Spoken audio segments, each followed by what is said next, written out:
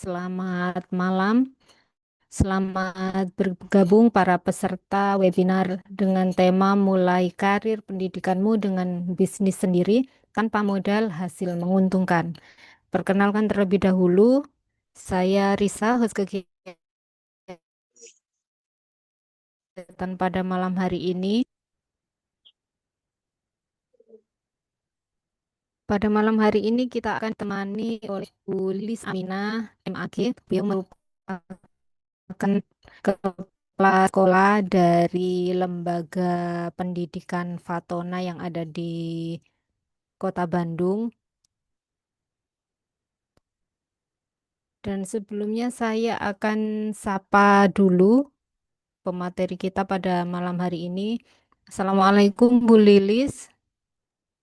Waalaikumsalam warahmatullahi Barisa. Gimana sehat? Alhamdulillah Bu Lilis sudah bergabung dengan kita. Alhamdulillah sehat Bu Lilis. Bu Lilis bagaimana kabarnya? Alhamdulillah baik-baik Barisa. Alhamdulillah. Alhamdulillah. Oke. Hmm.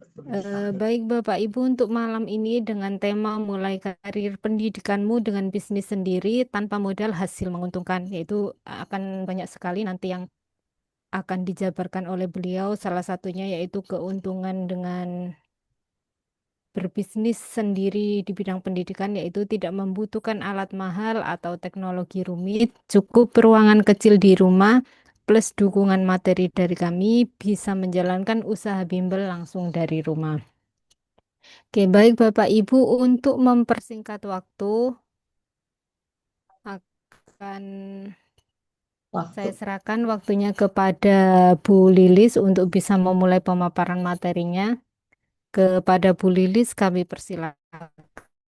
Ya, ya, baik Barisa. Bismillahirrahmanirrahim. Assalamualaikum warahmatullahi wabarakatuh. Ya. Waalaikumsalam warahmatullahi wabarakatuh. Alhamdulillah di malam hari yang cerah ini, kalau di Bandung nih cerah nih cuacanya lagi bagus nih. Alhamdulillah kita bisa bertemu atas izin Allah. Allah pertemukan saya dengan seluruh yang hadir di pada kesempatan hari ini. Mudah-mudahan ini menjadi amal soleh dan menjadi ilmu bagi kita semuanya. Bapak Ibu, eh, nama sudah tadi dikenalkan dan kemudian aktivitas mungkinnya sekarang yang sedang saya hadapi.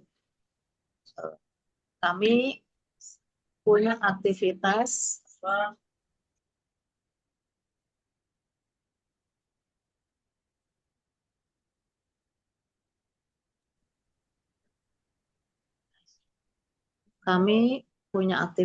pembelajaran sudah berdiri dari tahun 2002. Nah, saat ini sudah memasuki tahun ke-24. Jadi sudah 24 tahun kami beraktivitas di dunia pendidikan. Nah, alhamdulillah sampai saat ini bisa bertahan dan murid tetap bisa banyak. Ya, murid bisa banyak. Saat ini kita punya materi, mohon di-share oleh admin, silahkan. Saatnya guru berdaya dari rumah.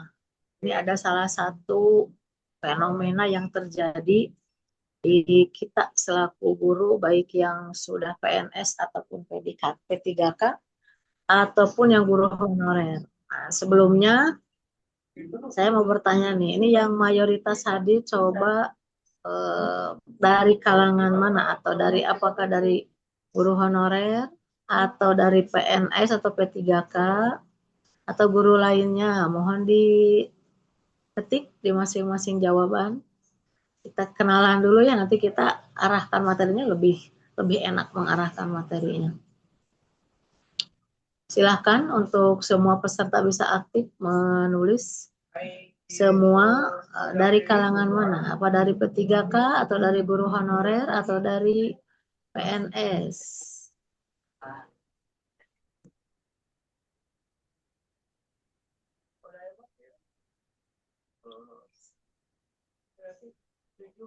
Halo, apakah terdengar suara saya, Mbak Risa? Dengar Ibu. Oh, terdengar. Ya, Ya. Untuk materinya sebentar masih saya siapkan. Siap sama sambil ini. Belum ada tanggapan nih. Yang hadir apakah ini dari kalangan mana Mbak Risani? Apakah dari banyaknya atau mungkin yang sudah punya lembaga-lembaga pendidikan yang non formal pemiliknya gitu kan? Pemilik lembaga non formal yang hadir di Zoom hari ini.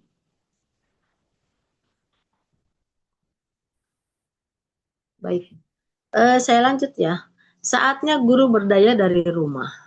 Jadi ini fenomena saat ini itu ada data bahwa lebih dari 50% guru itu punya sampingan. Dalam artian ada beberapa alternatif kenapa guru punya sampingan gitu kan.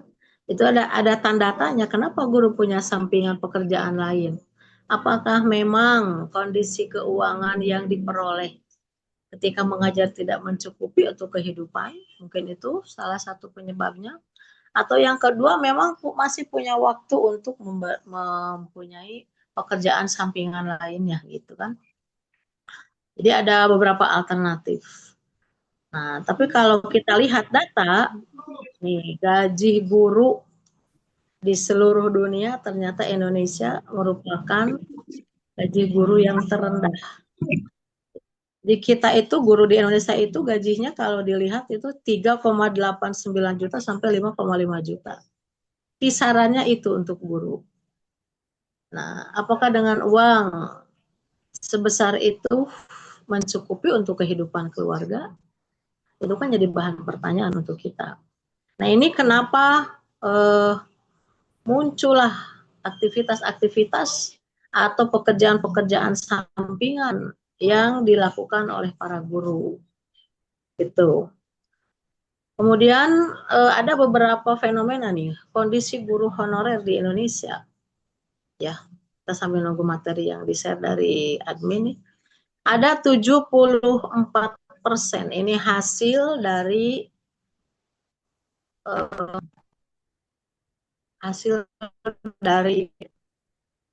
penelitian bahwa 74% guru itu di bawah 2 juta.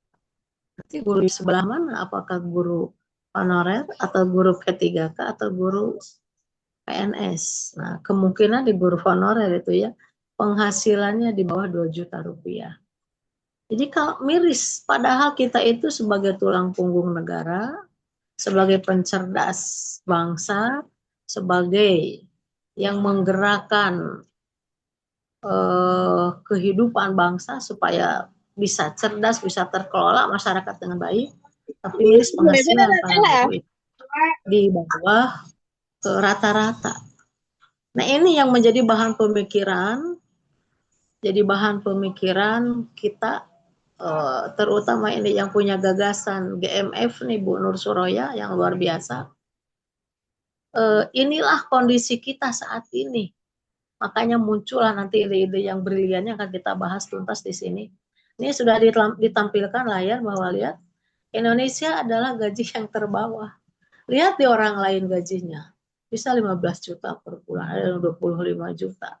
Sedangkan kita penghasilan itu paling bawah hanya sekitar 3,89 juta sampai 5,5 juta. Nah, inilah yang membuat kenapa guru mungkin salah satunya harus punya sampingan pekerjaan. Begitu. Dan hasil penelitian juga, mohon maaf ini, ada 47%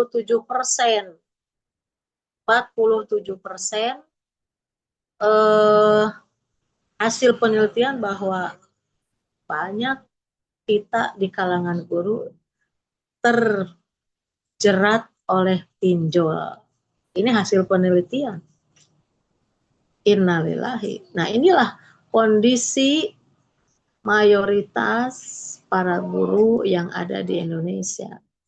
Tidak sedikit orang-orang terpandai Indonesia justru banyak penghargaan di luar negara kita. Kemudian ada kondisi P3K dari honorer nih, ada beberapa penelitian atau penemuan. Bisa dilanjut itu materinya, Mbak? Ya. Yang belum P3K itu khawatir menjadi yang belum P3K banyak guru honorer yang sudah lama mengabdi di sekolah, yang sudah bertahun bahkan puluhan tahun mengabdi di sekolah, tapi ternyata beliau paling lambat diangkat P3K-nya, gitu kan. Ini juga fenomena yang terjadi di kita. Apakah tidak miris dengan kondisi seperti ini gitu ya? Jadi lebih banyak guru yang baru, SPPG yang baru itu lebih cepat diangkat daripada guru honorer yang sudah bertahun-tahun bahkan puluhan tahun mengabdi sebagai guru honorer.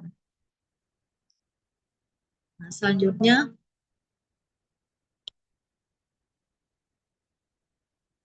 kondisi guru honorer di kita bukan hanya kecil penghasilannya di bawah rata-rata, juga beban beban kerjanya pun itu sangat berat. Nah, fenomena-fenomena seperti inilah yang membuat tergerak. Ini salah satu anak bangsa kita yang kenal dengan Guru saya sudah lama. Sejak tahun kenal sejak 2002 saya kenal dengan beliau. Masya Allah. Kiprahnya yang berawal dari metode Al-Barki sampai sekarang sudah menciptakan metode yang sangat luar biasa. Inilah permasalahan-permasalahan kondisi guru honorer khususnya yang muncul di Indonesia dan mungkin dirasakan oleh kita semua. Saya juga pernah jadi guru honorer. Oleh sebab itu saya merasakan bagaimana ya capeknya ngajar dan sangat sulit untuk membiayai keluarga. Terasa itu. Nah, selain kondisi gurunya, dan ini yang paling miris kita hadapi nih, kondisi pendidikan di Indonesia. Kondisi pendidikan, lanjut Mbak. Survei membuktikan Indonesia merupakan ranking ke-62 dari 70 negara yang masalah literasinya. Jadi kita tuh ada di ranking ke-62. Kan luar biasa ini kondisi Indonesia yang sangat minim, sangat miskin dengan literasi. Dari 70 negara kita ada di posisi 62.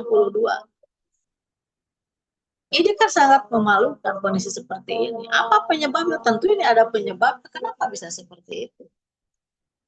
Ya, yang pertama, ini salah satu penelitian dari para hebat nih, para ilmuwan-ilmuwan yang sudah luar biasa yang memang konsen di pendidikan.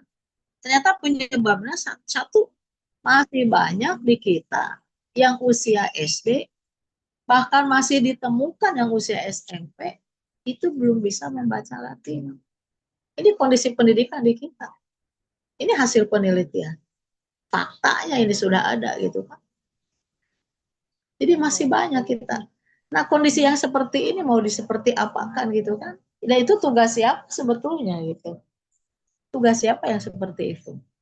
Kemudian bukan hanya banyak yang belum bisa baca. Yang kedua, ada metode baca yang muncul, tapi memang waktu untuk bisa membacanya butuh waktu yang cukup lama. Ini juga jadi masalah kalau bagi kita. Kalau ada metode yang lebih cepat, kenapa harus pakai yang lama, begitu kan? Nah, inilah yang membuat pemikiran-pemikiran yang khususnya konsen di bidang literasi itu mulai berpikir ini harus dibagaimanakan anak-anak kita, gitu kan? Ada lagi permasalahan lain, bukan hanya anak yang biasa, tapi ada yang anak luar biasa, anak-anak ABK. Itu tidak, untuk konsentrasi dibaca juga belum digarap. Masih banyak anak ABK yang belum bisa baca. Ini tugas siapa sebetulnya? Tugas siapa kondisi seperti ini? Kemudian kita juga ada aturan dari pemerintah yang muncul bahwa sekarang memang calistung itu tidak dijadikan utama atau dijadikan syarat untuk masuk SD. Memang itu jadikan persyaratan. Tapi bukan berarti Charleston itu tidak dibahas di usia dini. Tetap harus dirangsang karena mereka mau bisa terangsang di kelas SD seperti apa. Kalau di usia dininya itu tidak dirangsang oleh kita. Nah, tentu ini memerlukan metode-metode yang tepat untuk anak-anak usia dini. Kemudian kemampuan Charleston itu memang bukan menjadi kemampuan yang wajib di ketika usia PAUD. Bukan. Tapi kalau tidak kita rangsang, ini mau seperti apa nantinya? Nah, inilah efek-efek permasalahan yang sedang muncul di dunia pendidikan di Indonesia. Nah, menurut kami, siapakah ini? Atau menurut kita, kalau kita berpikir, siapakah yang bertanggung jawab ini? Permasalahan pendidikan Indonesia yang muncul di 1, 2, dan 3 ini, siapa yang bertanggung jawab gitu kan? Indonesia punya ranking baca di 62 dari 70 negara. Kemudian permasalahan yang muncul sekarang di dunia pendidikan SD. Saya pernah jadi guru honorer di SD selama 2 tahun. Masya Allah, saya betul-betul greget gitu kan. Ini harus bagaimana kondisinya biar anak-anak SD itu lebih cepat keberhasilannya gitu kan. Nah, permasalahan-permasalahan seperti ini, siapakah yang harus menyelesaikan? Nah, ini tentu tugas dari kita semua. Sebagai pemikir, sebagai pengelola, sebagai orang yang terjun di dunia pendidikan, kita harus menyelesaikan satu persatu permasalahan ini. Bagaimana caranya Indonesia meningkat daya literasinya tidak di 62. Bagaimana caranya? Tentu harus ada pembiasaan dari mulai sejak dini. Nah, kapan sejak dini itu? Nah, ini yang harus kita gali oleh kita semua. Nah, tentunya untuk menggali semua itu, kita nanti ada materi-materi khusus yang akan diluncurkan oleh Bu Nur Soroya. Lanjut, Mbak. Nah, ini salah satu solusinya, ini yang kami luncurkan, yang kita luncurkan. Ibu Soroya membuat satu komunitas yang disebut dengan Guru Mandiri Finansial. Ini adalah kemitraan bimbel baca tulis. Jadi kita memang posisinya di luar sekolah atau di luar sekolah formal, tapi metodenya bisa kita masukkan ke sekolah formal. Ini luar biasa. Karena saya termasuk pemakai, pengenal, dan pengedar gitu ya dari metode ini. Saya sudah memakai metode ACM ini karena nanti di komunitas guru mandiri finansial ini apa yang akan kita peroleh jika kita masuk dalam komunitas guru mandiri finansial. Lanjut, Mbak. Nih, ada beberapa hal kita harus tahu dulu kemana visinya gitu kan. Visinya mau kemana ini? Yang disebut komunitas guru finansial adalah ini ya. Jadi hanya wadah untuk meningkatkan kompetensi kita. Kompetensi seorang guru. Jadi kalau guru, bagaimana caranya kita mengajar bisa luwes, mengajarnya bisa enak, diterima anak dengan mudah, harus seperti apa? Nah, itu akan kita didik, akan kita bina. Nah, ini masuk dalam komunitas ini.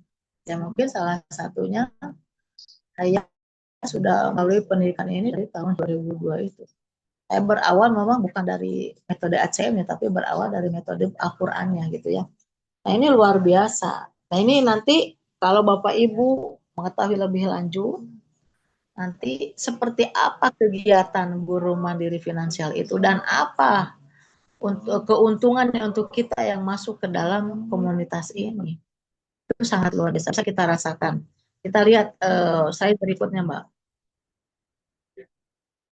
Ini ada beberapa visi yang akan kita capai oleh komunitas guru finansial ini adalah menciptakan guru Indonesia yang kompeten di bidang pendidikan keaksaraan. Jadi kita memang konsennya di keaksaraan dan literasi, baca tulis serta dapat capai finansial yang mandiri. Jadi intinya, kalaupun kita di awal tadi sudah dijelaskan bahwa banyak guru baik PNS, P3K atau honorer utamanya punya cabang pekerjaan.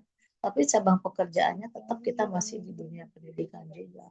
Seperti apanya? Ini garapannya. Garapan kita itu banyak, masih banyak anak-anak kita yang belum mampu di bidang keaksaraan. Baik yang SD, SMP pun ada, itu kan terbukti ada itu. Saya punya lingkungan di SMP di sekitar saya masih ada SMP yang belum bisa baca. Ya, masih banyak anak-anak SD yang belum bisa baca. Itu garapan kita. Itu di luar jam mengajar formal yang sudah kita terima dari sekolah. Nah, ini misinya dari komunitas guru mandiri finansial. Yang pertama menyediakan akses yang luas serta pendidikan dan pembelajaran yang berkualitas. Jadi memang nanti kita tuh ada pembinaan beberapa bulan, kita ada materi yang berkelanjutan dari mulai metode, kemudian cara pengelolaan, baik pengelolaan kelas atau pengelolaan kelembagaan itu semua diatur, dikasih ilmunya ya. Yang kedua, menyelenggarakan seminar dan pelatihan. Jadi kita ikuti seminar pelatihan baik online maupun offline yang disediakan oleh panitia atau Pena Amir. Yang ketiga, meningkatkan kemampuan mengajar guru untuk menghasilkan nilai tambah. Ini nomor tiganya. Kenapa harus masuk ke dalam komunitas guru mandiri finansial? Kenapa harus masuk? Ini kemampuan mengajar kita bertambah, kita punya keahlian mengajar tambahan, dan ini yang akan menjadi sorotan baik dari guru, dari kepala sekolah. Kita akan mempunyai kemampuan mengajar yang lebih dari orang lain. Akhirnya apa? Bukan hanya siswa kita yang di sekolah yang ingin belajar dengan kita, tapi siswa yang belajar di luar pun ingin belajar dengan kita. Karena apa? Teknik mengajar kita menarik. Kita menyampaikan materi menarik. Mudah disampaikan oleh kita dan mudah diterima oleh anak. Harus seperti apa? Ya, adanya di metode ACM, di guru finansial ini gitu ya. Yang keempat, dan ini kalau sudah masuk di komunitas ini akan membuka lapangan kerja seluas-luasnya bagi siapa saja yang tertarik dengan kegiatan belajar mengajar. Saya sudah gabung dengan ACM itu dari tahun 2002. Murid saya dari mulai 4 orang, berkembang terus menjadi 40, 100, 200, sampai pernah mencapai 700. 700 orang murid saya. Apa aktivitasnya? Di antaranya adalah ini. Metode-metode yang diajarkan di komunitas guru mandiri finansial ini. Ya, jadi luar biasa. Dan sampai hari ini, murid saya tidak kurang dari 300. Bahkan ini sudah 400. Ini kan luar biasa. Ketika COVID pun, yang lain merosot muridnya, saya masih tetap bisa bertahan dengan metode yang kita lakukan. Karena apa? Luar biasa. Binaan dari GMF itu hasilnya akan luar biasa. Dari mulai menyampaikan materi, dari mulai membujuk anak, dari mulai perlengkapan metode pembelajarannya, media pembelajarannya, dari mulai pengelolaannya itu semua diajarkan dan dibina, didampingi oleh GMF ini.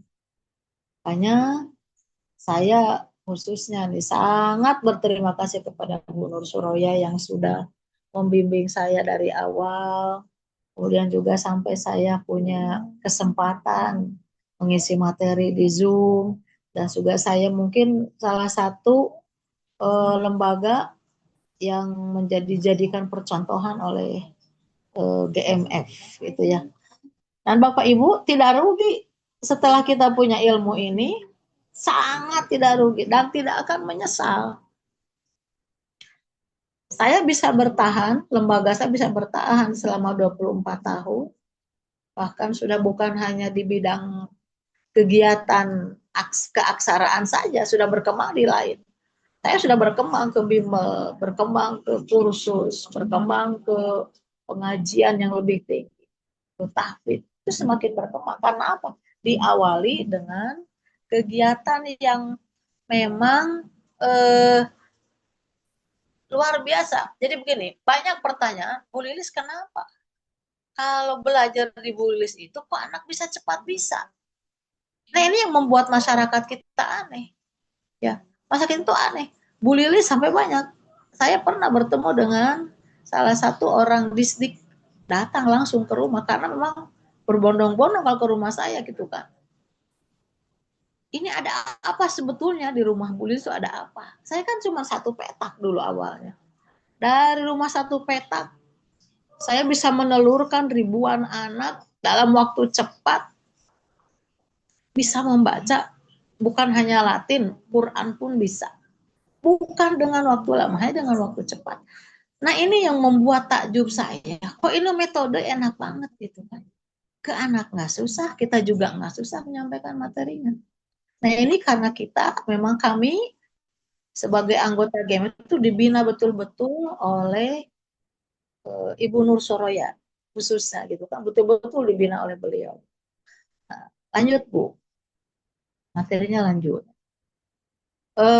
Kemudian nih materi kegiatan aktivitas saya itu akhirnya kita semakin banyak anak yang masuk, semakin banyak anak yang beraktivitas di lingkungan lembaga kita semakin kreatif. Sebetulnya yang dibutuhkan oleh pasar itu apa? Kelihatan banget. Makanya Bu Nur, betul-betul ini metode ACM itu sangat luar biasa, membuat orang terbelalak. Sampai saya pernah begini, Bu Lilis anakku udah kelas 2 SD, tapi dia belum bisa baca. Dia stres, mau sekolah itu stres. Kebetulan dapat guru mungkin yang tegas gitu kan gurunya. Tolonglah anakku selamat. Saya lihat, saya coba sepuh, silahkan bawa. Jadi kan kebutuhannya akhirnya banyak. Ada yang privat, ada yang datang ke rumah, ada yang mau datang ke lembaga gitu kan.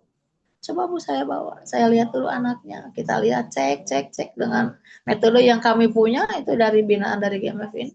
Kita coba cek anaknya. Bu, saya udah bisa nebak anak ibu bisa baca lah. Nanti 10 hari juga udah beres ini bisa baca. Benar Bu, kan gitu. Mereka kaget. Apa benar itu dalam waktu eh, sekian hari anak bisa baca gitu kan? Apa benar? Mereka semakin apa ya? Apa benar semakin tidak apa penasaran? Ya kayak ibu penasaran, silahkan buktikan. Datang setiap hari ke sini, beli buku kami, yuk kita ajarkan. Ternyata betul di hari ke-10 dia sudah pandai baca latih. Nah ini yang kita harapkan. Anak cepat bisanya, juga anak tidak sulit menerima materi, kita pun suka. Anak suka. Nah, ini Bapak Ibu, kenapa harus gabung dengan mitra bimbel metode ACM? Nih jawabannya nih. Lanjut, Mbak.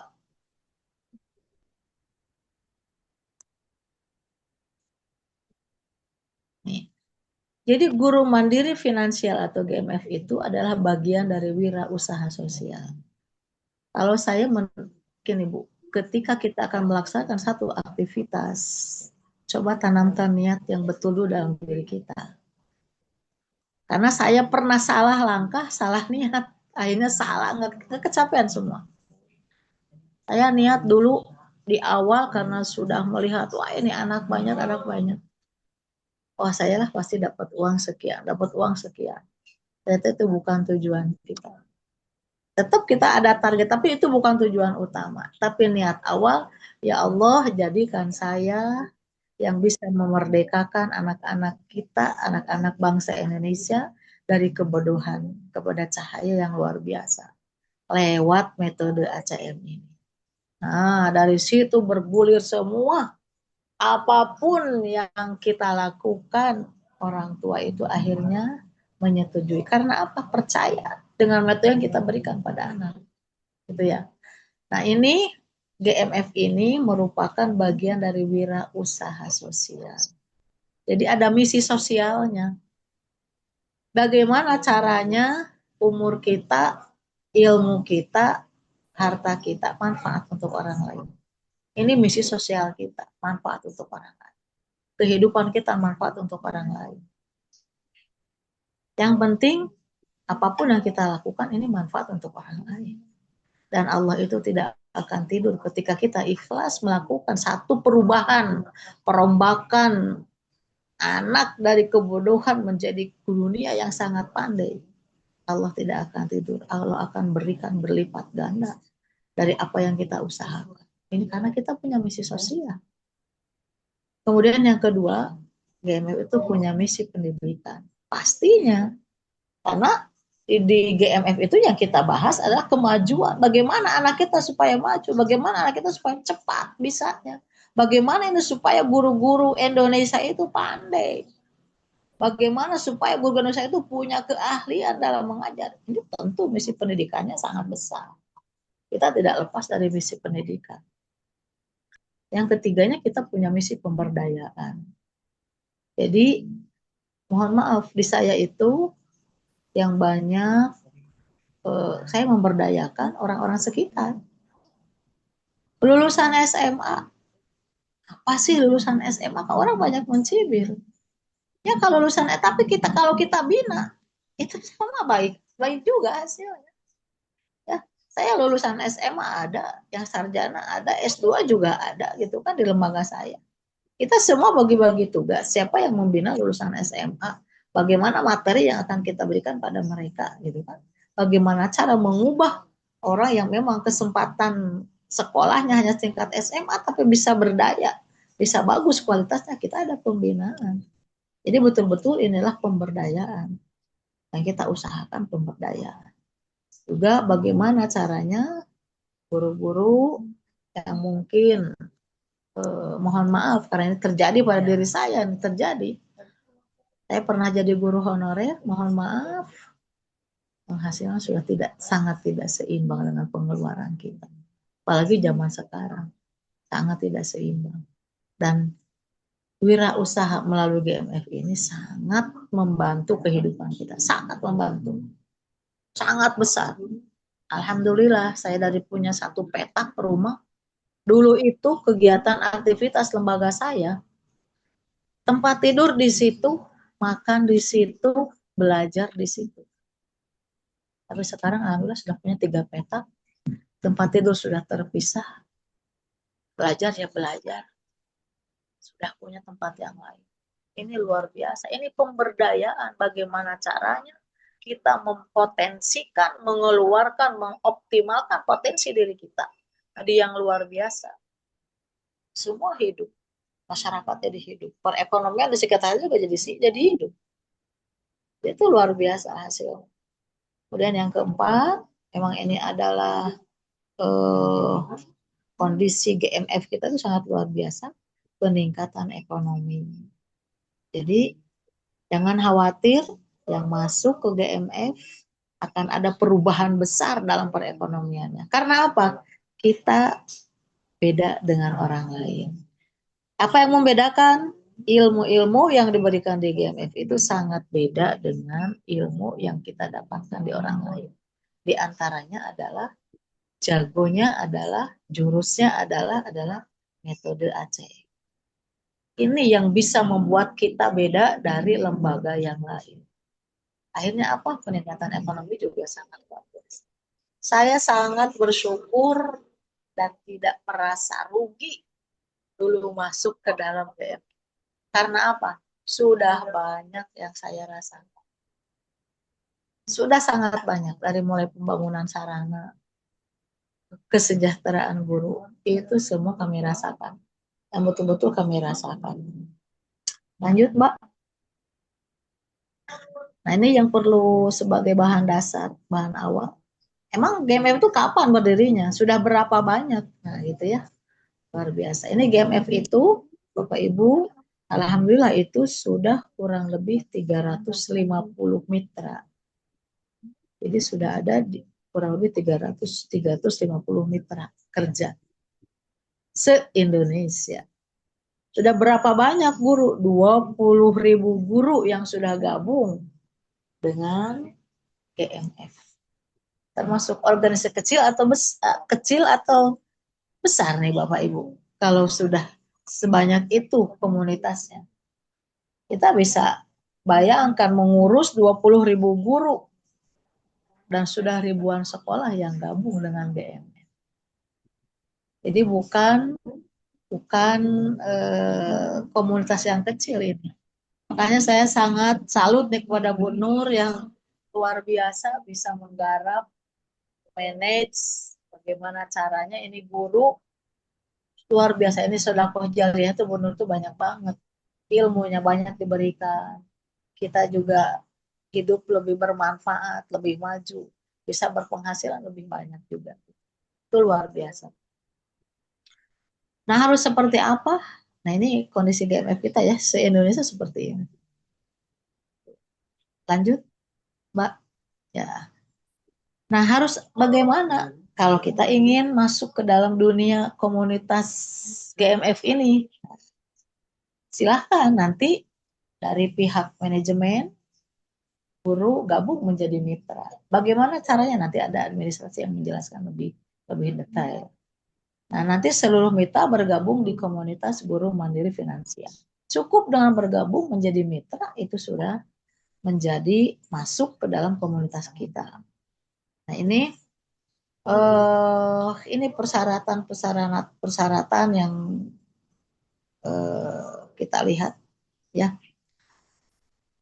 Bapak Ibu, jadi yang penting nih, menurut saya yang penting ini, setelah gabung dengan GMF, apa yang harus kita lakukan? Komitmennya harus luar biasa. Jangan sampai goyah. Ikuti semua arahan yang diberikan oleh ketua GMF kita.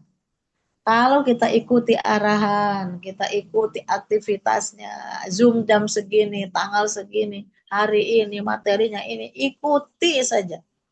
Kalau ilmunya udah dapet, kita bisa berkreasi di lapangan. Apapun bisa kita lakukan. Alhamdulillah, dari mulai anak masuk ke lembaga, anak daftar ke lembaga, ataupun lembaga yang privat, itu tidak akan pernah berkurang. Semakin kesini akan semakin banyak. Dan itu yang saya tahu nih Bu, metode ACM yang ada di komunitas GMF ini sangat ramah otak. Anak belajar, anak dirangsang untuk belajar literasi, tapi dengan tidak menimbulkan efek yang negatif. Yang saya rasakan justru hasil binaan kami itu mereka jadi anak-anak hebat di SD-nya, di SMP-nya. Terus berprestasi. Karena apa? Rangsangan dari awalnya kita optimalkan. Tidak kita tinggalkan, rangsangannya sangat kita optimalkan. Nah ini, lanjut Mbak. Dilanjut. Nah ini ya. Mengelola bimbel baca tulis metode Aceh. Ini aktivitas yang ada di GMF. Mengelola bimbel atau baca. Kalau saya kan bukan hanya bimbel atau baca, berbagai macam aktivitas. Udah menjadi reseller produk ACM, member get member, apa hasilnya? Hasilnya akan luar biasa. Luar biasa. Dan ini mungkin tidak akan, benar enggak, ya harus dibuktikan. Yang penting kita ikuti arahan saja, ikuti arahan. Karena sudah pengalamannya bukan setahun 2 tahun. Ikuti arahan yang punya metode, ikuti arahan yang punya ide GMF ini. Ini hasilnya, penghasilnya akan luar biasa. Lanjut Pak.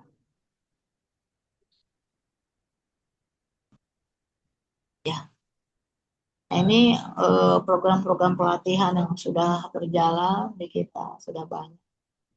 Ini luar biasa.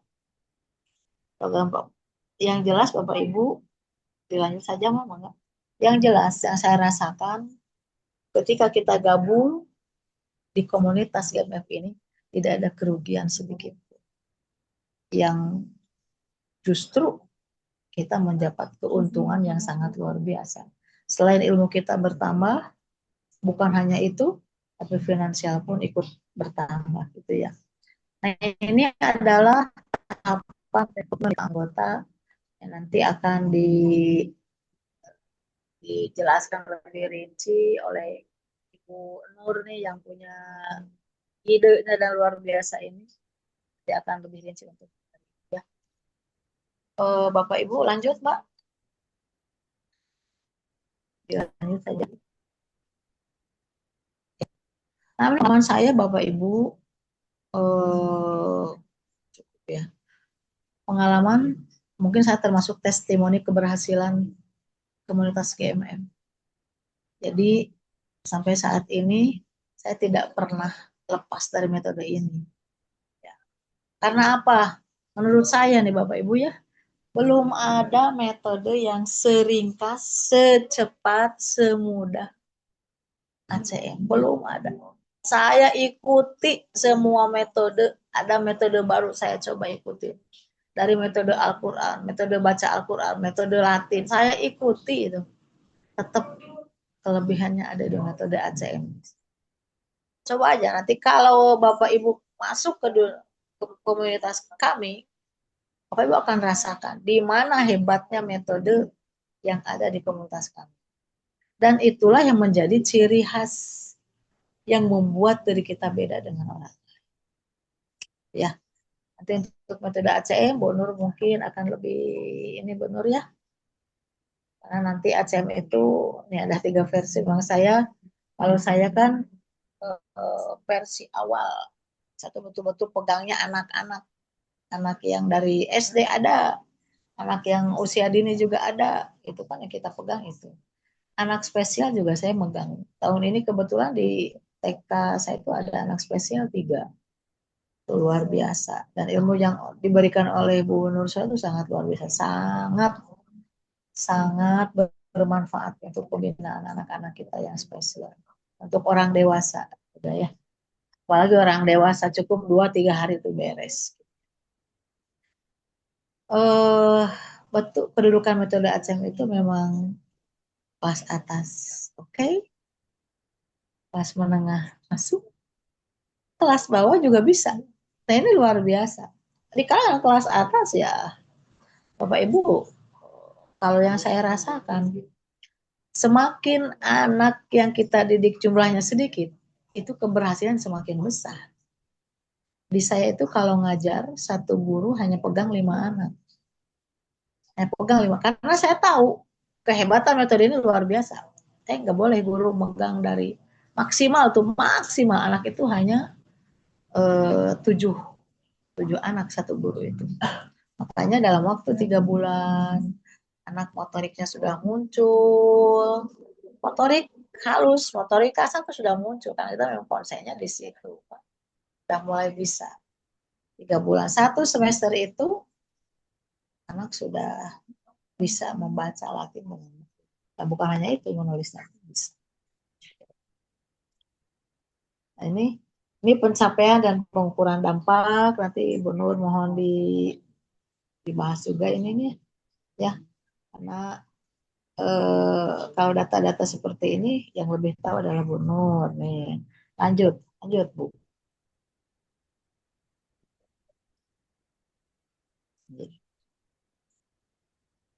Ya.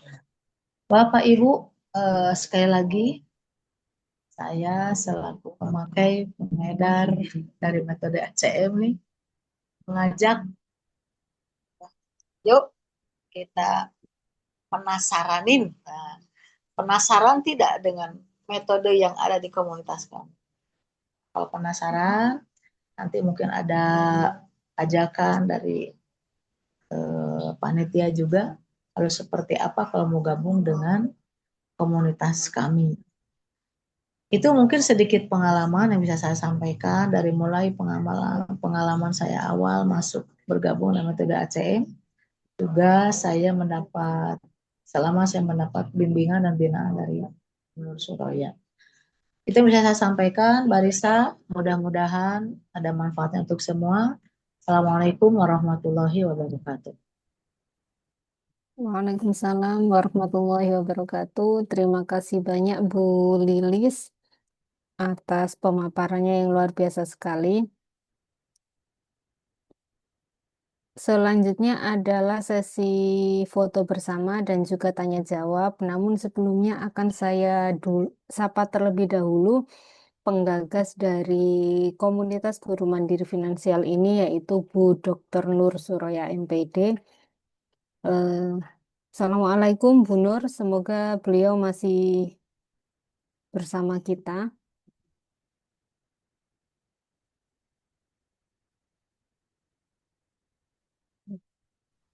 Assalamualaikum Bu Nur. Waalaikumsalam. Tunggu ya sebentar. Waalaikumsalam Oh ya. warahmatullahi wabarakatuh. Bentar, saya siapkan dulu. Bentar. Ya. Baik Bapak Ibu, kita tunggu Bu Nur terlebih dahulu. Sambil menunggu Bu Nur, kita akan sesi foto bersama terlebih dahulu saja. Ya, Silakan semuanya peserta mohon dibuka kameranya, kita foto bersama supaya nanti bisa kelihatan wajahnya. Kita foto 2 kali. Silakan yang belum buka kamera bisa buka kamera terlebih dahulu. Baik, saya hitung untuk sesi yang pertama. Silakan bersiap. 1, 2, 3.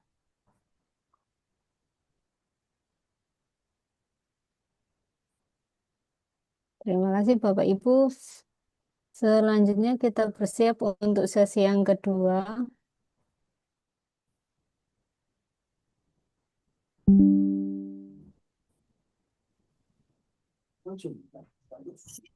Awas tetap kita bekerja deh, bekerja. Dia bekerja deh.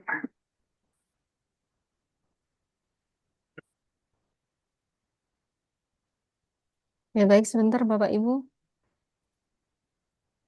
bentar. Baik, untuk yang kedua silakan bersiap. Saya hitung. 1, 2, 3.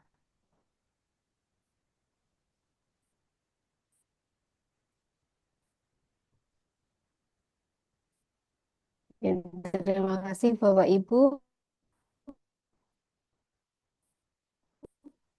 Selanjutnya kita kembali ke materi yang akan disampaikan oleh Bu Dr. Nur Suraya selaku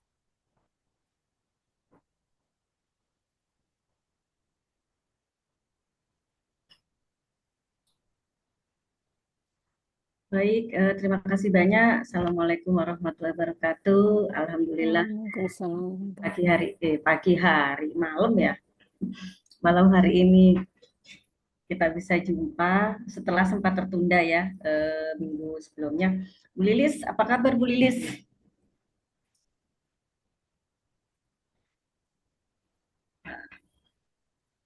Oh, ini Bu, mute. Alhamdulillah Bu Nur sehat, alhamdulillah. Oh, Ya. alhamdulillah. Ya. Laser ya Bu Nur ya? Laser ya Bu Nur.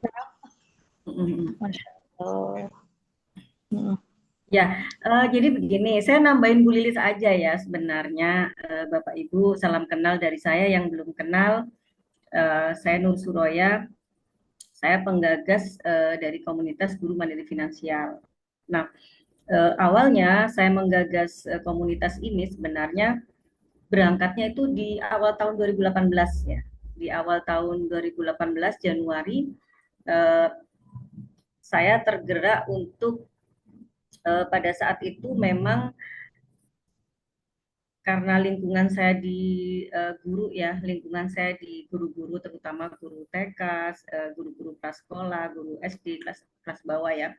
Nah, di sana ada bentuk keprihatinan saya karena banyak sekali memang guru-guru honorer dan tidak tetap, dan penghasilannya ya mungkin ini sudah rahasia umum ya, tahu sendiri.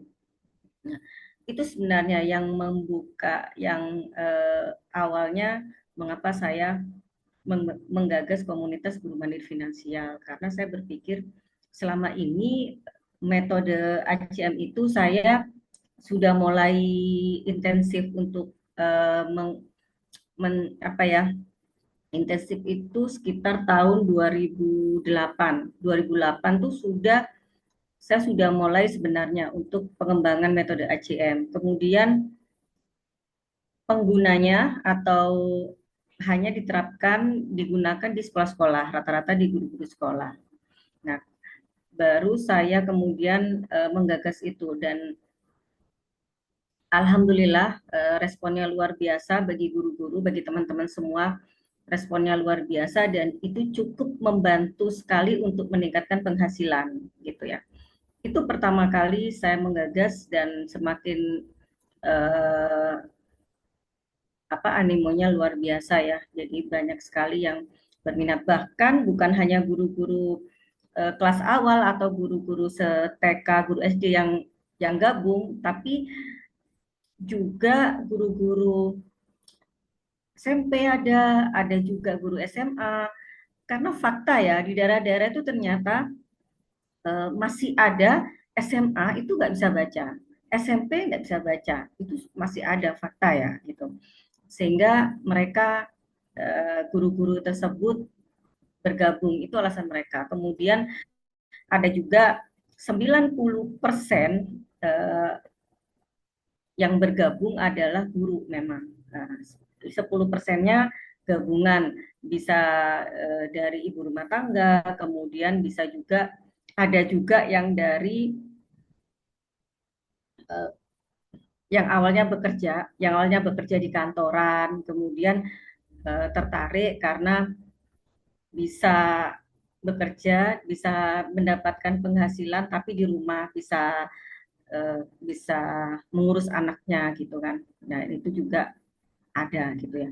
Tapi sebagian besar memang guru, sebagian besar. Nah kemudian mitra dari ACM itu bukan hanya bimbingan belajar, tapi sekolah. Sekolah itu ribuan. Saya sejak tahun sekitar 2008 hingga saat ini saya sudah melatih lebih dari 20.000 guru di seluruh Indonesia ya. Lebih dari kemudian ada 300 guru di Malaysia pada saat saya ke Malaysia. Nah, itu ada juga lebih. Nah, penggunanya, jadi pengguna ACM itu sudah sebagian besar digunakan juga sekolah. Jadi mitra kami itu ada sekolah, juga mitra bimbingan belajar gitu ya. Selain mitra-mitra yang lain. Nah, penyebarannya bukan hanya bimbel. Jadi kalau Bu Lilis tadi bilang sekitar kurang lebih 350 itu bimbingan belajar ya.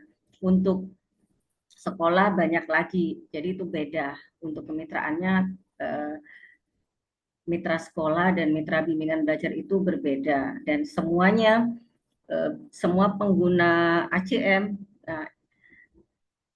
pasti secara otomatis menjadi mitra dari metode ACM itu. Penggunanya ya mitra dari kami gitu. Nah, ini yang sekarang berjalan. Nah, kemudian ini saya ingin tahu nih, dari tadi kayaknya yang peserta-pesertanya ini pasif semua nih. Sebenarnya justru lebih enak kalau kita ini komunikatif ya, Bapak Ibu ya. Jadi biar tahu, paham mengapa. Jadi ketika join itu, ini saran saya sih ya, Bapak Ibu, kalau ketika join itu jangan hanya jadi pendengar, itu rugi gitu. Itu buat saya ya, itu rugi banget. Ketika kita hanya jadi pendengar, kemudian duduk manis atau bahkan ditinggal-tinggal, itu kita nggak dapetin apa-apa. Itu satu. Yang kemudian motivasi teman-teman ketika join ini apa gitu kan? Apakah memang benar-benar serius ingin bergabung? Apakah hanya sekedar ingin tahu ataukah ingin duplikasi? Nah, tentu motivasinya teman-teman yang ada di sini macam-macam. Tapi saya sampaikan bahwa ketika kita mencoba sesuatu yang baru itu sangat luar biasa. Ketika kita mau membuat terobosan-terobosan baru itu sangat luar biasa. Misalnya nih, awalnya kita menjadi guru nih, tapi kemudian ini nyepam ini, yang ini nyepam ini. Ini keluarkan Risa, yang namanya Ina ini. Ini nggak sopan ya, orang-orang kayak gini nih saya nggak suka ya. Saya nggak suka join hanya untuk mengambil numpang promo, itu keterlaluan buat saya. Gitu. Ini sudah beberapa kali nih seperti ini. Ini luar biasa ya. Ini makanya saya paling nggak suka. Ya teman-teman yang gabung di sini kalau hanya numpang promo silakan keluar. Kemudian buat saya ini memalukan ya, kalau kalian punya bisnis tapi dengan cara-cara yang nggak baik. Yang pertama itu, yang kedua, kalau memang hanya niatnya untuk duplikasi sistem kami, silakan keluar. Gitu. Silakan keluar. Karena saya pribadi saya ini tidak suka meniru orang. Saya tidak suka. Saya lebih senang berkreasi, berkarya daripada menduplikasi program orang. ACM itu yang menduplikasi sudah banyak dan saya tahu siapa saja. So, ya. Cara bahwa saya membuat program-program ini dengan cara berpikir juga lelah. Hargai hak kekayaan intelektual orang lain. Hargai etika bisnis. So, ya, teman-teman ya, saya ingatkan, silahkan keluar kalau memang join di sini hanya untuk menduplikasi sistem kami. Karena kami sudah ada HKI-nya. Saya membuat ini juga nggak sehari dua hari. Saya merancang program-program saya itu nggak sehari dua hari. Silahkan teman-teman bikin program sendiri. Mari kita bersaing yang sehat. Mari kita berkompetisi yang sehat. Saya menghargai itu. Karena saya secara pribadi nggak pernah mau ikut programnya orang. Misalnya ada orang ini, saya nggak pernah join. Saya juga nggak pernah mau tahu programnya orang. Itu saya. Karena saya lebih senang, saya merancang sendiri, menduplikasi sendiri, bahwa ini alami dari saya daripada saya menduplikasi punya orang. Itu buat saya ya, ini idealisme saya. Karena mengambil rezeki tapi dari hasil duplikasi itu buat saya haram. Itu saya. Saya tidak pernah mau. Saya tidak pernah mau mengambil hak orang lain. Karena hak kekayaan intelektual orang lain itu dilindungi. Hak kekayaan intelektual seseorang itu di Indonesia dilindungi. Silahkan bikin program-program sendiri, terserah. Saya nggak mau tahu juga. Tapi ini buat saya keterlaluan. Ini sudah beberapa kali nih yang sering join ini tadi sudah sering setiap kami dari ACM itu Zoom pasti masuk itu, dan itu sering sekali. Keterlaluan. Apa nggak bisa promo sendiri? Berarti kan nggak mampu sampai masuk ke acaranya orang, gitu kan? Silahkan keluar. Kalau memang hanya ingin menduplikasi programnya orang lain, saya persilakan keluar.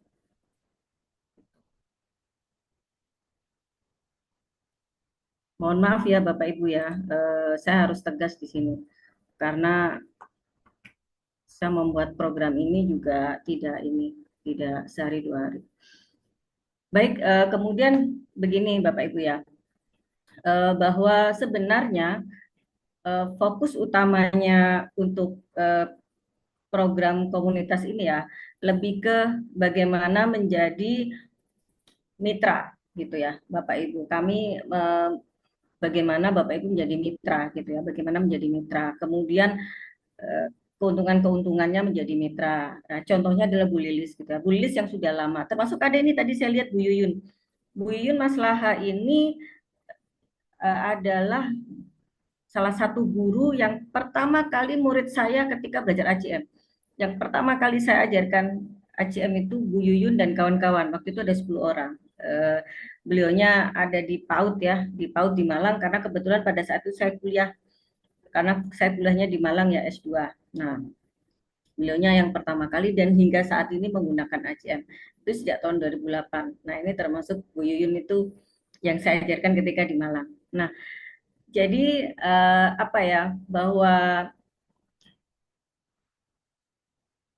ketika kita menawarkan sebuah program, menawarkan sebuah program ke masyarakat, itu yang pasti bukan hanya sekedar program baca tulis, itu misalnya nih, atau matematika, atau mungkin baca Al-Quran, itu tidak. Tapi bagaimana, mengapa pentingnya pemilihan metode yang tepat itu agar diminati masyarakat. Banyak tawaran-tawaran mungkin di luar sana banyak sekali ya menawarkan program-program baca tulis, tapi yang memang menjadi kebutuhan masyarakat itu apa gitu. Saya melihat bahwa saya tidak berusaha untuk membanding-bandingkan dengan metode yang lain gitu ya.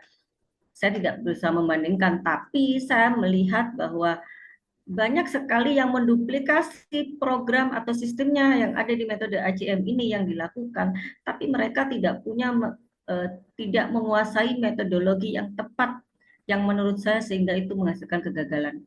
Karena metode itu penting gitu. Bukan hanya sekedar kita bikin bimbingan belajar kemudian kemitraan itu no. ACM itu tidak menawarkan franchise, ACM tidak menawarkan waralaba ya. ACM tidak menawarkan peluang kemitraan namanya bimbel ini, enggak. Tapi ACM itu adalah metode gitu ya, metode. Jadi bukan menawarkan bimbingan belajar, no, bukan, tidak. Mungkin banyak yang menawarkan seperti itu, kemitraan misalnya bimbel ini, no. Tapi ACM itu yang ditawarkan adalah sistem. Kami menawarkan sistem. Kami tidak menawarkan, ACM itu tidak pernah menawarkan file misalnya ya, biasanya kan ada juga yang menawarkan file nanti isinya itu administrasi ini enggak gitu, tapi itu ada di dalam bagian dari sistem gitu. Kami tidak menjual worksheet.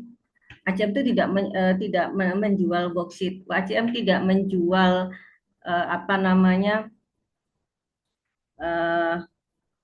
file-file seperti itu, tidak. Dengan tawaran-tawaran gabungan tidak. Tapi ACM itu adalah menjual sistem. Jadi sistem itu satu paket termasuk program pembelajaran. Nah, kalau hanya sekedar administrasi, hanya sekedar menjual file administrasi atau seperti itu, banyak di luar. Bisa di luar, di internet itu pun nggak usah beli, banyak bisa kita dapatkan. Tapi bukan itu. Tapi bagaimana kita membangun sistem itu. Kalau ingin bisnis kita berhasil, ya kita harus membangun sistem.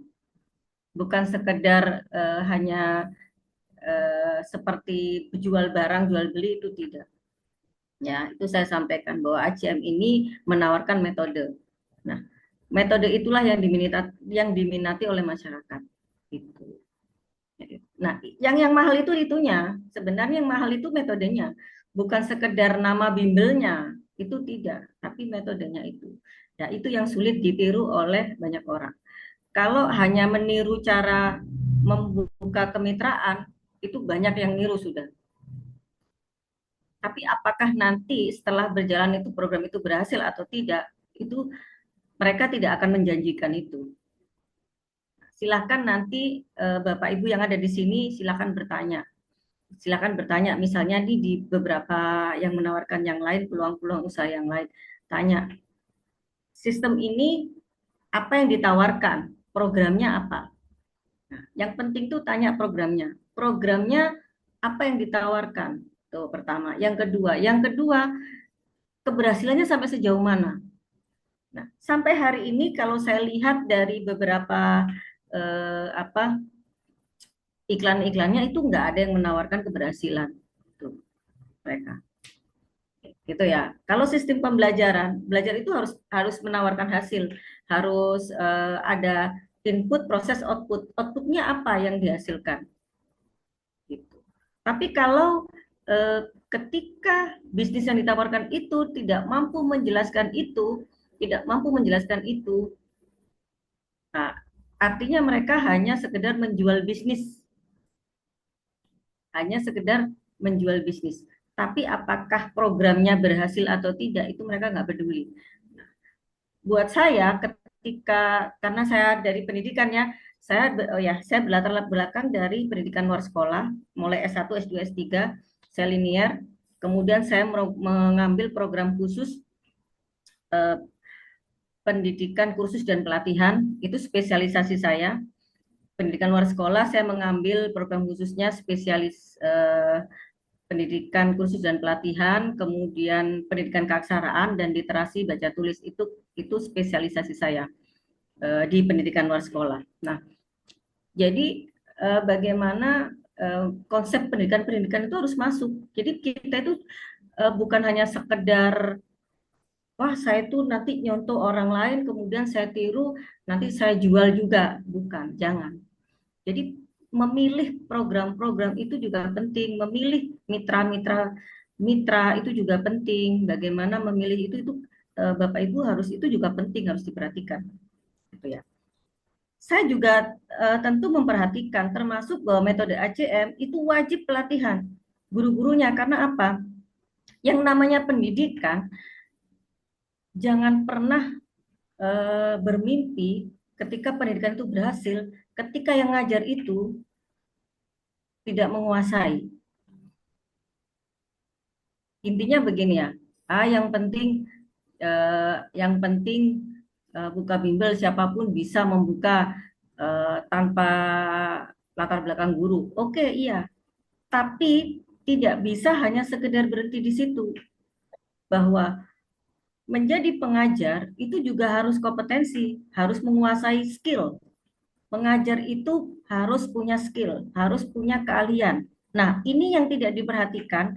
Banyak kompetitor yang membuka peluang-peluang usaha pendidikan, tapi tidak diperhatikan itu.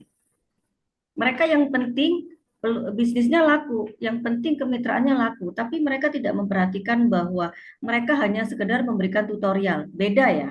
Di dunia pendidikan itu berbeda. Tutorial dengan ketika dilatih itu berbeda. Guru itu harus punya kompetensi wajib. Makanya ada S1 PAUD, S1 PGSD, ada sarjana pendidikan. Artinya apa? Bahwa sebagai seorang pengajar itu harus punya kompetensi. Harus punya kompetensi baik formal maupun non formal. Nah, akan celaka ketika banyak peluang-peluang usaha di bidang pendidikan, tapi mereka nggak peduli tentang itu. Dan itu ternyata banyak sekali. Saya perhatikan, itu saya sedih gitu ya. Itu melanggar mestinya, itu mestinya melanggar ya, melanggar etika. Kalau di dunia pendidikan itu udah melanggar. Contohnya bimbel-bimbel bimbel-bimbel yang terkenal itu kan banyak nih, bimbel-bimbel mata pelajaran. Bimbel-bimbel mata pelajaran itu kan banyak. Nah, mereka punya tutor-tutor yang kompeten. Tutor-tutor yang ahli. Karena apa? Karena itu yang penting. Mereka kan punya, misalnya mereka buka mata pelajaran matematika, misalnya untuk SMA. Diambilkan dari, kalau di Surabaya itu anak-anak lulusan ITS, nah gitu kan. Diambilkan dari mungkin ITB yang jurusan matematika. Nah seperti itu. Itu artinya bahwa itu kompeten gitu. Tapi ketika hanya sembarangan gitu kan, apalagi nggak punya kompetensi, nah itu harus dipertanyakan. Bu, gimana kalau saya belum, tapi misalnya nih, saya ini ibu rumah tangga, tapi saya nggak punya background pendidikan, gimana? Ya kursus atau pelatihan. Nah itu harus punya kompetensi. Ini saran saya ya, Bapak Ibu yang nanti mungkin berencana membuka bimbingan belajar, itu apapun yang ditawarkan programnya, nah itu wajib ada kompetensi. Itu wajib ya. Dan itu banyak saya melihat tidak menjadi syarat untuk bisa. Kalau di ACM wajib, semuanya wajib. Jadi ada standarnya. Kalau walaupun ngajarkan sekedar baca tulis, mungkin bagi orang lain, tapi buat saya baca tulis itu adalah salah satu kebutuhan paling dasar ya. Calistung itu sebetulnya kebutuhan paling dasar yang harus dikuasai. Nah, bukan sekedar paling baca tulis. Nah, baca tulis ini yang sering diremehkan. Guru-guru SD, guru TK itu banyak yang tidak punya keahlian mengajarkan baca tulis. Karena apa? Karena mereka meremehkan, mereka anggap bahwa nggak penting, padahal itu penting. Nah, berdiskusi. Itu ini ya apa masukan-masukan dari apa saya sekedar berbagi cerita diskusi gitu ya. Nah itu sih saran saya itu ya. Untuk Bapak Ibu yang memang tertarik berminat, tapi silahkan bahwa saya dan Bu Lilis ini hanya membuka wawasan aja, membuka wawasan saja bahwa memilih mitra yang tepat itu juga penting. Kemudian bagaimana nanti tahapan-tahapannya seperti apa. Ya. Baik, silahkan mungkin sementara itu ya. Kalau ada yang mau bertanya silahkan.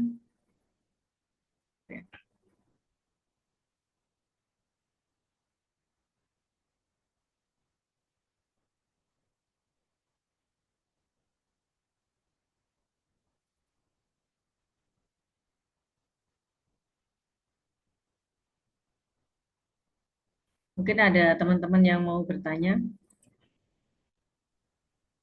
Oke.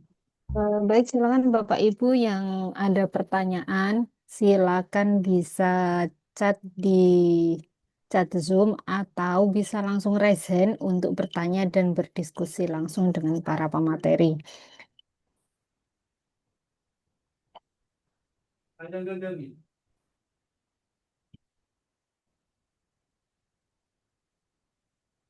Silakan Bapak Ibu, apabila ada pertanyaan terkait kemitraan atau di sini juga ada beberapa anggota GMF, silakan bisa sedikit sharing ya Ibu ya. Jika ada yang ingin ditanyakan atau ingin disampaikan, silakan bisa langsung buka mikrofonnya. Kami persilakan.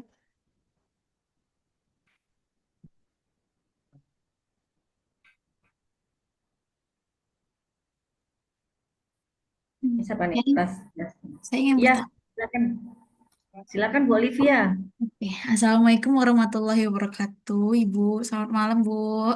Waalaikumsalam warahmatullahi wabarakatuh. Selamat malam. Ya, Bu Olivia. Oke, Bu. Ada yang ingin saya tanyakan, Bu. Sebenarnya kalau untuk memakai metode ACM ini umur 4 tahun atau umur berapa, Bu, yang bisa dipakai untuk dengan metode ACM ini? Ya. Dari umur berapa? Ada lagi? Itu dulu, Bu. Ya, ini yang membedakan antara banyak pertanyaan yang seperti ini ya, pertanyaan yang bagus. Banyak yang bertanya seperti ini. Jadi begini, kapan pertanyaannya selalu mulai usia berapa gitu ya. Iya, benar. Nah, jadi banyak teman-teman, guru-guru, bukan hanya orang tua ya, ada orang tua, guru semua. Selama ini terpakunya dengan usia. Jadi usia berapa yang pas, usia berapa. Nah, sebenarnya bukan berdasarkan usia ya. Jadi tahap perkembangan masing-masing anak itu tidak sama. Di pendidikan tuh tahap perkembangan masing-masing anak tidak sama. Jadi kapan sih sebenarnya? Jadi pertanyaannya diubah ya Bu, diganti. Kapan waktu yang tepat mengajarkan baca tulis ke anak? Nah, itu pertanyaannya. Ya, Bu. Bukan usia, tapi kapan waktu yang tepat. Kapan waktu yang tepat adalah ketika anak sudah mampu berkomunikasi yang baik dengan orang lain. Paham maksud saya? Oke, paham, Bu. Nah, ketika anak sudah mampu berkomunikasi yang baik dengan orang lain, artinya apa? Tidak berdasarkan usia, karena masing-masing anak tahap perkembangannya itu berbeda. Bisa saja usia 3 tahun, 4 tahun dia sudah bagus komunikasinya. Ada juga anak usia 7 tahun, tapi masih belepotan. Nah, itu ada cirinya. Komunikasi yang baik itu yang seperti apa? Satu, kosakatanya dia banyak. Yang kedua, artikulasinya jelas. Artikulasinya ya, itu jelas. Jadi tidak cadel, artikulasinya jelas, semuanya jelas. Nah, itu salah satu cirinya, salah satu ciri. Kemudian bagaimana cara pegang pensilnya. Ini cara pegang pensil pun ya gini ya, itu ada tahapannya sebenarnya. Banyak anak kan ada usia-usianya ya, secara teori.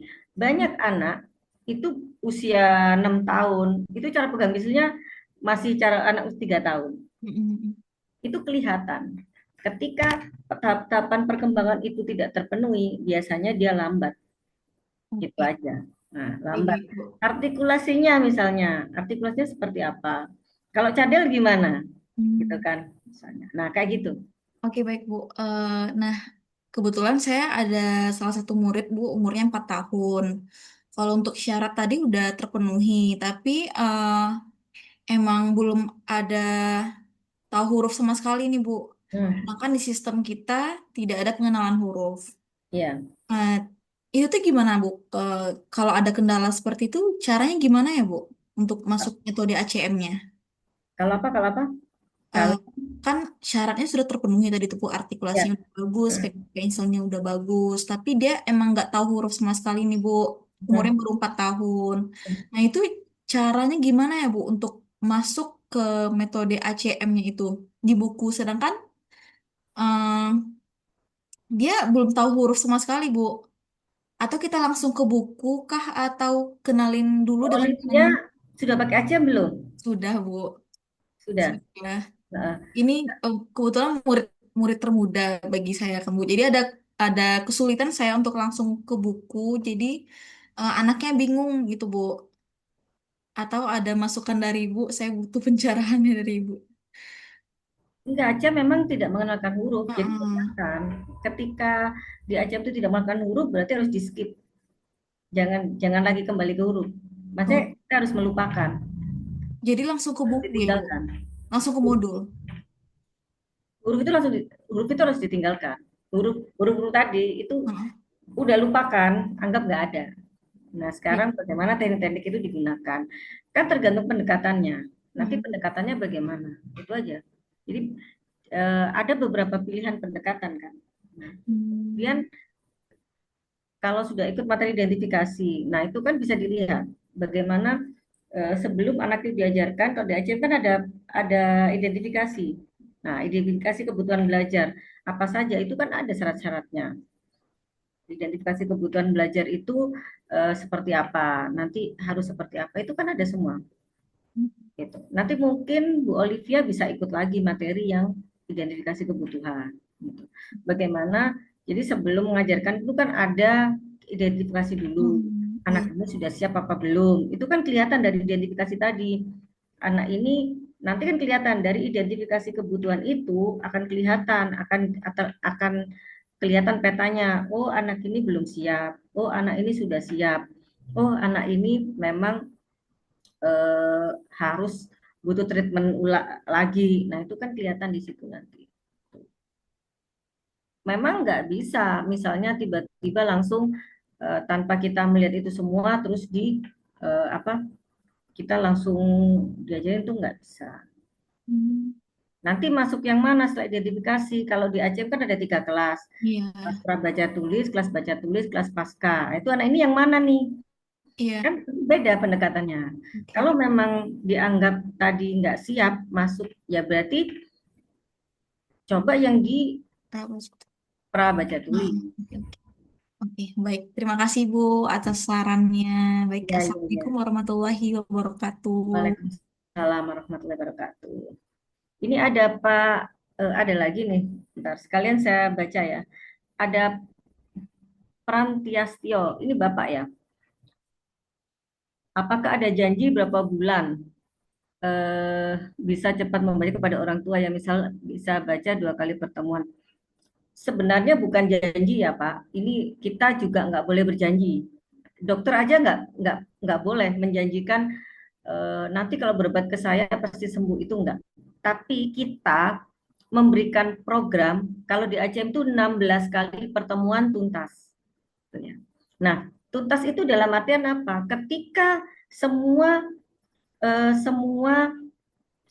aturan diikuti gitu. Nanti kalau kita bilang 16 kali pertemuan tuntas, ternyata anaknya itu masuk nggak masuk, masuk nggak masuk, masuk nggak masuk, itu juga nggak berhasil gitu kan.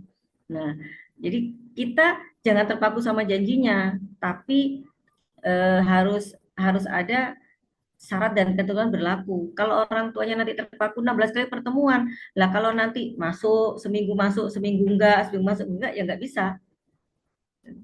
Artinya apa? Tetap ada target pembelajaran, bukan janji ya. Tapi dalam pendidikan itu kita ada namanya target pembelajaran. Misalnya nih, kalau di sekolah dalam satu semester itu anak harus menguasai ini kan gitu. Tapi apakah ada yang tuntas, ada yang kurang, ada yang belum? Nah itu nanti pada saat proses. Nah, yang diperhatikan adalah juga prosesnya. Nah itu bagaimana komunikasi kita pada orang tua. Memang iya, kalau di ACM itu 16 kali ya idealnya ya, 16 kali pertemuan tuh tuntas. Satu kali pertemuan 60 menit ya, 60 menit satu kali pertemuan efektif. Perhatikan, guru harus tahu 60 menit belajar efektif sama 60 menit saja, itu beda. Kemudian eh, itu beda ya. Nah, kemudian kita jangan menjanjikan, tapi kita menyampaikan bahwa ketika program ini sudah sesuai dengan aturan dilaksanakan, insya Allah itu dia bisa. Bahkan, nah ini ditentukan oleh apa? Identifikasi. Ketika kita tahu bahwa anak ini, misalnya nih, anak ini berkebutuhan khusus nih, apa ia bisa 16 kali? Nah, seperti itu kan. Jadi kita nggak bisa disamaratakan. Kemudian si anak, nah jadi itu yang harus kita tahu sebelum kita menentukan. Tapi di setiap program pembelajaran itu pasti ada. Dalam pembelajaran itu pasti ada target pembelajaran namanya. Target yang harus dicapai anak ini selama sekian kali pertemuan, dia harus bisa apa? Nah, itu yang harus disampaikan. Misalnya 16 kali itu asumsinya bahwa anak ini dengan kemampuan rata-rata normal. Nah, padahal kemampuan itu ada tiga. Ada kemampuan di atas rata-rata, ada di bawah rata-rata, dan ada kemampuan rata-rata. Kalau kemampuan rata-rata itu 16 kali. Anak yang kemampuannya di atas rata-rata itu sekitar 12 kali pertemuan. Dia sudah bisa habis bukunya ACM itu. Tapi gimana Bu anak yang di bawah rata-rata? Di bawah rata-rata itu kurang lebih 3 bulan. Anak spesial kurang lebih 3-4 bulan. Nah, tergantung juga seminggu berapa kali pertemuannya. Nah, itu juga harus diperhatikan gitu ya. Jadi kita tuh nggak boleh menjanjikan. Kalau kita janji nanti kita dosa. Misalnya, ayo kalau sekolah di tempat saya itu nanti nilainya pasti 100. Nah, itu nggak boleh. Itu namanya apa? Overclaim. Kemudian apakah nanti ada pelatihan khusus? Ada. Kalau pelatihan khusus untuk cara pegang pensil dan menghadapi anak cadel. Kalau pelatihan cara pegang pensil nggak ada, Pak. Itu kan tinggal nanti dilihat di teori itu ada, Pak. Nanti cara pegang pensilnya itu ada. Tapi materi untuk menulisnya ada, Pak. Termasuk cara pegang pensilnya ada. Itu ada materi khusus kemampuan menulis, berbicara, dan mendengar. Untuk itu ya Pak Prasetyo, kalau mau tanya. Dan menghadapi anak cadel, sebenarnya nggak ada tips khusus Pak untuk menghadapi anak cadel ya. Biasa aja sama. Yang membedakan adalah bagaimana pendekatannya. Cara kita pendekatannya itu yang berbeda. Pendekatannya aja Pak, strateginya. Tapi kalau menghadapinya sama-sama seperti anak yang lain. Oke. Apakah nanti telah bermitra ada pelatihan selanjutnya? Oh ada namanya pendampingan Pak. Ada pendampingan, ada yang free dan ada yang berbayar. Jadi ada nanti jadwalnya yang akan kami bagikan, ada jadwalnya. Nah, untuk idealnya itu pendampingan itu seminggu sekali. Itu nanti biasanya ada webinar atau Zoom gini ya. Itu seminggu sekali untuk pendampingan, materinya ganti-ganti, materinya itu ganti-ganti. Tapi semua materinya ini untuk menambah pengetahuan Bapak Ibu yang terkait sebagai pemilik lembaga, yang pertama, yang kedua terkait pemasaran, yang ketiga terkait metodologi. Jadi ada 3 materi, biasanya ganti-ganti. Nah, waktunya ya idealnya seminggu sekali, tapi kadang-kadang ketika saya ada uzur misalnya gitu kan. Kayak sebenarnya saya tadi barusan maghrib tuh baru pulang dari rumah sakit. Eh, Saya ada ini misalnya kayak minggu depan tuh saya rawat inap ya. Nah, itu kan mungkin nggak ada kecuali kalau ada yang menggantikan gitu. Tuh ya. Nanti minggu depan karena saya ini sudah jadwal rawat inap minggu depan. Kemudian Bu, silakan tadi mau Bu Taufik, siapa tadi yang mau resen? Silakan. Ya, baik, saya Bu. Oh Ibu, ya, silakan. terima kasih banyak atas waktunya. Waalaikumsalam. Ya, silakan. Ini Bu, saya kan jadi Ya, makasih. Atau japri saya nanti bisa. Makasih ya, Bu. Ini Bu Liana, Ibu Nur. Saya pernah ikut pelatihan metode ACM. Meski saya bukan mitra, tapi mohon izin ya Bu, metode Ibu saya terapkan kepada siswa didik di sekolah dan cukup mudah kami implementasikan serta efektif. Iya, iya, tapi sebaiknya jadi mitra dong Bu. Itu lebih enak, keuntungannya banyak, akan banyak pendampingan, eh, juga diskonnya juga dapat banyak. Ibu kalau nggak jadi mitra, harganya beda dan memang sekarang ini semua pengguna ACM kami wajibkan untuk menjadi mitra ya, supaya bisa terkontrol. Maksudnya bagaimana pembelajarannya itu supaya kami bisa ngontrol gitu.